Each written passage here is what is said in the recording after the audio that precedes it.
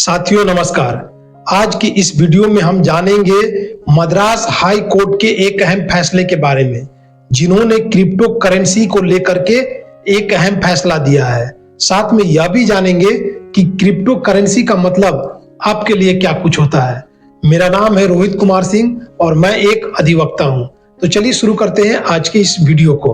Court ने crypto currency को संपत्ति के रूप में माना है। उन्होंने कहा है कि crypto currency qualifies as property under Indian law capable of ownership and being held in trust.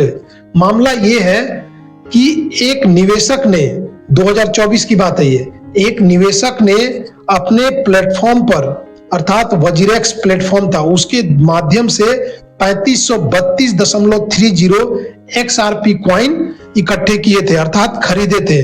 और 18 जुलाई 2024 को वजीरेक्स ने यह घोषणा की थी कि कुछ उसके जो कोल्ड वैलेट है उसमें कुछ गड़बड़ियां हो गई है। तो इसी को लेकर के निवेशक ने एक याचिका दायर की थी और उसमें कहा गया था कि इसे पुनः किसी को आवंटित न किया जाए अर्थात रीडिस्ट्रीब्यूट न किया जाए। इसी को लेकर के कोर्ट ने यह फैसला सुनाया है। तो इसमें जो मुख्य निर्णय है ये मद्रास हाई कोर्ट की ओर से दिया गया है। क्रिप्टो करेंसी को संपत्ति के रूप में माना जा सकता है। उन्होंने कहा है कि यह फिजिकल नहीं होती है।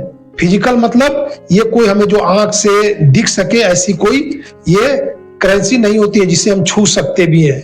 तो ये कोई करेंसी ऐसी नहीं होती है, लेकिन ये एक वर्चुअल करेंसी है और इसे इनकम टैक्स एक्ट 1961 के तहत जो 47A है उसके तहत इसे एसेट्स माना गया है, जो हमारे भारतीय अधिनियम है उसके तहत। तो जब डिजिटल करेंसी है तो इसके लाभ भी लिए जा सकते हैं, आनंदित हो सकते हैं इससे, और इसे कंट्रोल और भरोसे के लिए हम ले सकते हैं। तो कोर्ट ने कहा कि भारतीय अधिनियम में जो ये इनकम टैक्स एक्ट है 1961 के तहत ये हमारा एक एसेट्स है। तो इसे इसी लेकर के कोर्ट ने संपत्ति भी माना है। इसका कारण उन्होंने बताया कि इसे पहचानना संभव है, इसे ट्रांसफर करना संभव है अर्थात एक हाथ से दूसरे हाथ, मतलब किसी व्यक्ति को आप दे सकते हैं। ये वर्चुअल करेंसी है, ये निजी प्राइवेट की के द्वारा इसे कंट्रोल किया जा सकता है। तो इसलिए यह मूल्य अधिक रखता है और ये एक वैल्यूएबल राइट एंड इंटरेस्ट है। जो भी ट्रांजैक्शन किए थे वो चेन्नई के बैंक से किए थे, तो इसीलिए जो मंच है उसने भारत को ही ज्यूरिडिक्शन माना अर्थात क्षेत्राधिकार माना। तो इसमें क्लियर कहा गया है कि अब जो क्रिप्टो करेंसी है वो क्वालिफाई करता है as a property under Indian law and capable of being held in a trust, मतलब capable of ownership and held in a being. इसे भरोसा के साथ में आप रख सकते हैं।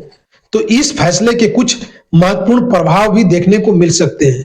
तो पहला ये है कि जो आप निवेशक हैं, इन्वेस्टर्स हैं, तो आप लोगों की जो ये क्रिप्टो करेंसी है उसे संपत्ति के रूप में माना जाएगा और उसे जो संपत्ति प्रणाली है वो भी इस पे लागू किया जाएगा। दूसरा ये है कि जितने भी प्लेटफॉर्म्स हैं और एक्सचेंजेज हैं अर्थात जहां पर ये खरीद बिक्री होती है, ट्रांजैक्शन होती है, तो उसे भी अब कुछ जिम्मेवारियां सहन करने पड़ेगी अर्थात उनको केवाईसी कराना पड़ेगा, ऑडिट करना होगा और सारे सेग्रेशंस के ध्यान रखने होंगे।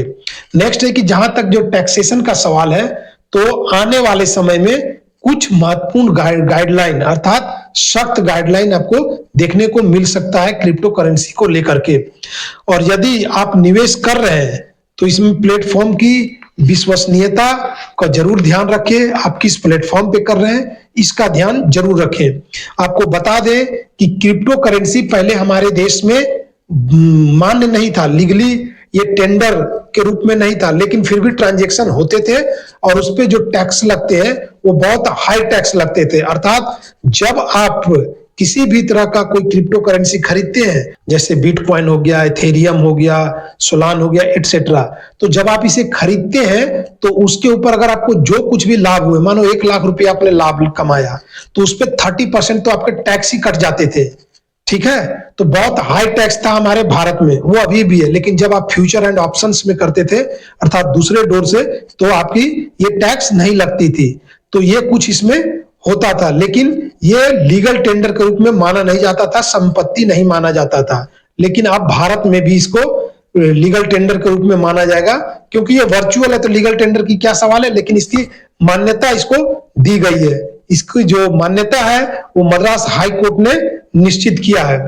तो आई होप आप लोगों को कुछ जानकारी मिल पाई, और जानकारी मिल पाई तो आपको ये न्यूज और ये जो लीगल न्यूज है वो कैसा लगा जरूर कमेंट करके बताएं, और अपने दोस्तों तक भी शेयर करें। और अगर आप फेसबुक पर देख रहे हैं तो फेसबुक जो हमारा ये है उसे फॉलो कर लें, और अगर आप यूट्यूब पर देख रहे हैं तो सब्सक्राइब कर लें और कमेंट करें और शेयर भी करें।